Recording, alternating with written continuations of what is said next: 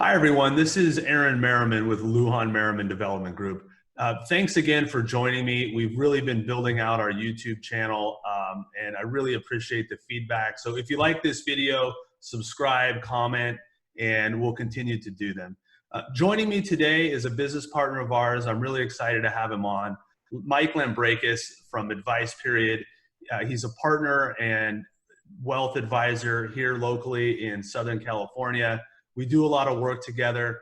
And, we're in times right now where we're still all very affected by COVID-19, but the stock market, I think, has come back faster than a lot of people have thought. And so we're really starting to kind of look back retrospectively and think about, what could I have done differently and what are some lessons learned? So, Mike, thanks again for joining me today, and I look forward to hearing from you. Absolutely. Thanks for having me, Aaron. So talk to me a little bit. We were talking earlier today about this kind of look back and some of your thoughts on what some of your clients have done and some advice that you're giving them. Yeah, absolutely. So we've been through this incredible time period in the markets where in a matter of weeks we saw a third of the value of the U.S. stock market destroyed. And you had a lot of people it happened so fast that they were, frozen with fear, deer in the headlights. And then after the fact, starting to look back saying, what should I have done? I should have sold most of my stocks before this happened. I should have changed my investment allocation. And I wanted to talk about a little bit of the challenges with doing that, and could you really have done anything to prevent the temporary damage to your portfolio? And then in the context of what we've seen in the most recent couple of weeks, where the market has rallied by an amount that almost no one expected in such a short period of time, you kind of have this challenge of people looking back saying, at the bottom, I should have gotten out. I shouldn't have had so much in stocks. I should have changed my portfolio. And then a few weeks later, I should have never changed my portfolio. I should have put more money in the stock market. And it's this kind of fallacy of timing the market that I really think damages investors' long-term success. And if we can take a look at the different things you could have done to see if they're even realistic and if they, over time, would have been a valuable thing to do in your investment portfolio, I think you'll start to see that the best thing to do is to stick with a diversified portfolio through the long term. And that's going to be your best shot at having a lot of investment success. No, that's a great point. And I'm looking forward to hearing more about this. But, inherently, whether it's real estate or stocks or, bonds, whatever your investment vehicle, if you're in a good vehicle, you need to be in it for the long haul, right? I mean, that's personally how we feel. That's how we buy real estate. If it's a good asset, it's going to be a good asset for the long term. You're in the right location, whatever it is. There's always going to be short-term blips, market cycle. But if it's a good asset, you just ride it out. Trying to time it, in my opinion, is really kind of a fool's game. Yeah. It really speaks to the difference between trading and investing. A trade is you see an opportunity that you think is going to materialize in the short run, and you try to pounce on it, knowing that it's not something you would want to hold long term. One that comes to mind is junk bonds. We all know the stories from the 80s and 90s of the rise of junk bonds. But if you're going to buy these bonds, you want to make sure that you are buying them for a short period of time and are going to get back out, because you don't really want to hold a portfolio of terrible bonds for the long run. And if you look historically, they have not offered a very good risk reward trade-off.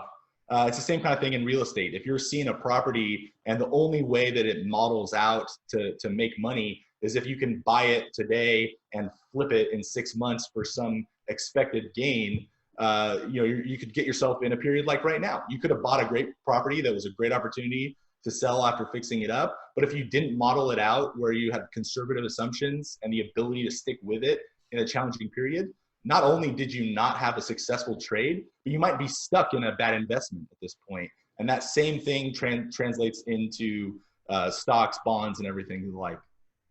No, that's a great point. And we're certainly seeing that on the real estate side of things. We're starting to see some nice opportunities come up on properties that we would invest in with the fund.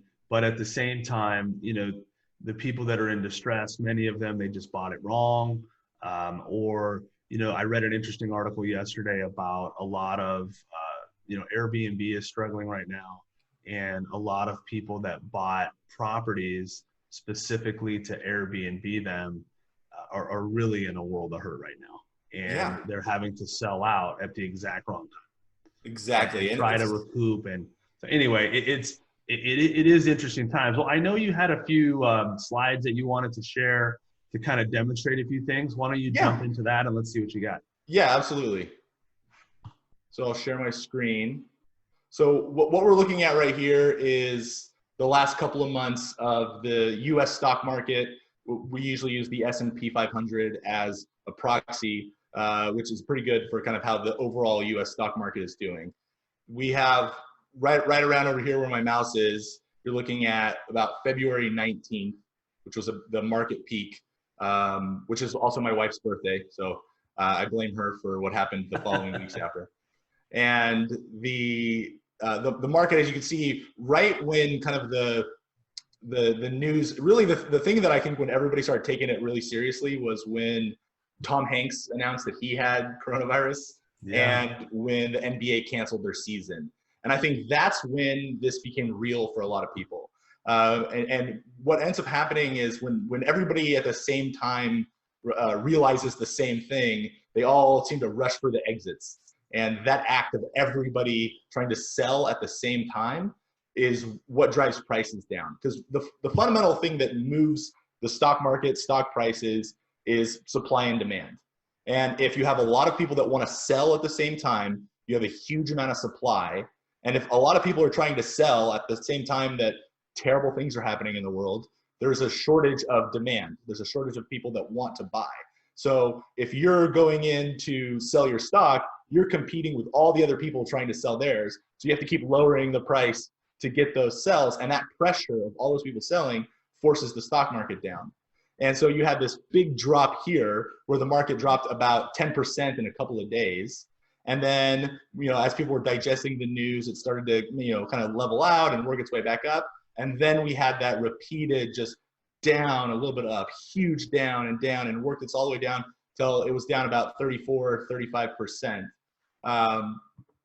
One thing that a lot of people think is like, okay, if I just buy stocks, I can earn the good times, and I'll just set a rule. If the market goes down more than 10%, I'll get out. I'll use a trailing stop or something along those lines. In this case, if you would have got out right around down 10%, that would have worked out. You would have probably felt stupid for a few days, but then you had this huge drop and you would have felt really smart. Now, the problem with having the really confident plan of how to get out is you really need to have the same thing on the other side, how to get back in. And it's a lot more challenging. If you see the market dropping and it drops 10%, it's easy to say, okay, I'll get out. And then you just imagine what happened in 2008, what happened in 2011, 2018, and this year, it's going to go down more than that. But we always, when we look back and plan these things, we always imagine ourselves as buyers right down here at the bottom. The problem is the chart doesn't look like this when you're going to buy. You don't see this up part. You just see the straight down, and there's no telling where the bottom is. I mean, there were people thinking that this was the beginning of the next Great Depression, and who knows? Maybe it was, maybe it wasn't. We don't know. But at the time, to buy down here, you had nothing but an avalanche of terrible news, terrible stock performance, and a scary world that we had just entered in. And so it's a bit of a fallacy to think that you would have been able to buy right down here. And so usually what ends up happening is it goes down and you go, okay, well, I'm going to wait for things to level off. And what happens is you have this huge up. Then what everyone says is, well, this is just a bear market rally, or what they call a dead cat bounce, which is kind of a morbid term. But if you imagine a dead cat, I guess if you drop it from high enough, it will bounce a little bit. I'm not really sure where these people are dropping their dead cats, but it's a phrase that means the market goes back up in the process of going down even further. And so you're really not going to, I don't have a lot of confidence that you were going to get back in here because you were waiting for the next down. And then even if you got out up over here, what do you do now? That's the real question. The market is back to about the level you got out. The fundamentals look worse than ever. Unemployment is at record highs. Corporate earnings are way down. And so now the market's back to where it was when you got out, and you're going to get back in. I just find that pretty unlikely. Sure. And it seems like you got a lot of stress and headaches trying to do all of that. That's another huge point. Yeah, it's a psychological toll. You know, the clients that are most successful are the ones that, one, they didn't have 100% of their money in the stock market. So if the market dropped 30%, they weren't down anywhere near 30%. And the ones that just stuck with it, you know, rebalance your portfolio at certain points where you sell some of your bonds and move that money into stocks, and then just stick with it for the long term. Not only is it less stressful because you know there's nothing to do, but those tend to be the ones that actually have the best performance over time. Right. So, okay, perfect. Can you talk a little bit, I know we were chatting about this, talk a little bit about, you know, hedging your portfolio, possibly, you know, looking at other, you know, alternative assets, those kinds of things as part of that kind of balanced portfolio that I know you know, stress with your clients. Yeah, absolutely. So there's always this renewed interest in these alternative strategies or hedging right after these events happen, which makes sense. We're humans. We have psychological flaws. We always want to buy insurance after the event has already happened. I mean, and you're in the real estate business. People think about this with earthquake insurance all the time, right? God, man, I'm paying a couple $1,000s a year every year, and blah blah. And then all of a sudden, you know, they start canceling their policies. Well, I don't know, Murphy's Law, that's kind of tends to be when the earthquake happens. But to have a strategy that can soften the blow, we call that tail risk hedging, because it's something that happens very infrequently, but in a huge magnitude. They're very expensive. Not only are you paying a lot of fees because they're very complicated, so you need smart mathematicians basically to run these strategies. They're expensive in the fact that they lose money almost every year. You know, if you think about sticking in the stock market for the long run, you make money most of the time. The market's up, you know, 7 out of every 10 years, and over 10-year periods, 90% of the time the market is up. Right. But there's that small time period where it's down. Well, if you're going to have a hedging strategy, it's going to be the opposite. You're adding on something that's down most of the time, and then every once in a while is up. I think that for the right kind of institutional investor, where they're managing hundreds of millions of dollars and they have all these complex, you know, moving parts to the way their portfolios work, there is some merit to those types of things. But I think for the average person, they're unattainable, because if you can get the ones that are actually, quote, good, the minimums are tens of millions of dollars and the fees are, you know, ridiculous. And then even those big institutional investors suffer from the same flaws that all of us have. There's a funny / sad story for us Californians.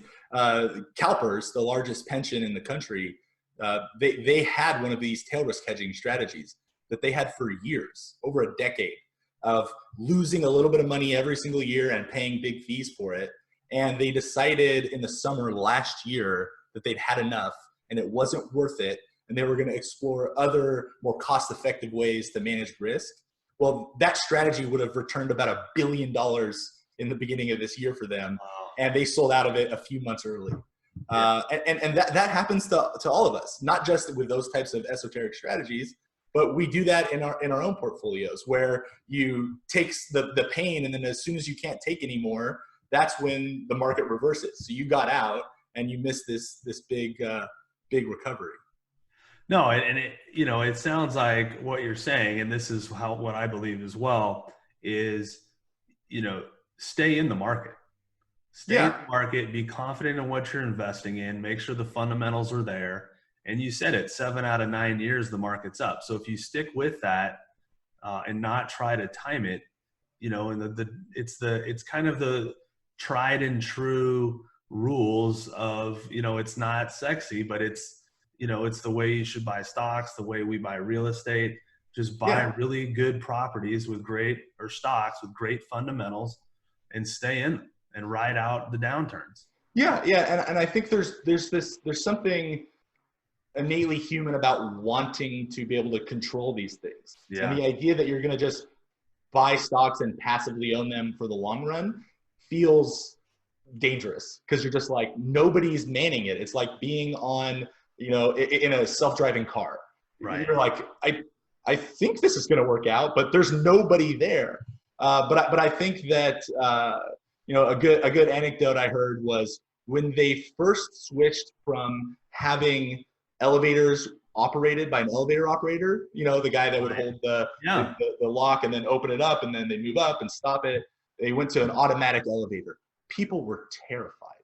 They were like, I can't get on this death box that has no operator. A computer is controlling it. That's terrifying. And obviously now we think of that as kind of silly. I think that we'll eventually feel the same way about self-driving cars, maybe generations down the line. And I think it's the same way about, you know, owning a passive diversified portfolio and sticking with it through the long term. It's scary that there isn't, you know, somebody there navigating and getting in and out and picking winners and losers. But if you look at the data, the history, and you really try to maximize for after tax returns, that's the best way to invest. And I think that's something that often gets missed, is you don't want to just make the most money possible in returns, because it's not a game. You're not trying to get points. You want to figure out how to get the most money in your pocket long term. And all of these different things, these hedging strategies, tactical investing where you're going to get in and get out, if they even work, they end up costing you more money per year to hire people to do it. And you're generating all kinds of unnecessary taxes for yourself. And when you look at, even if you did it successfully, if you theoretically could, a lot of times you still come up short if you would have just had a low cost, tax efficient portfolio all the way through. Yeah, no, that's super helpful. Well, as we wrap up here, if people want to get a hold of you, what's your website? And I'll certainly include your contact info in the Yeah. So the best way to get a hold of me, well, one, you could just Google my name. I've done a really good job at being the top 10 results on Google.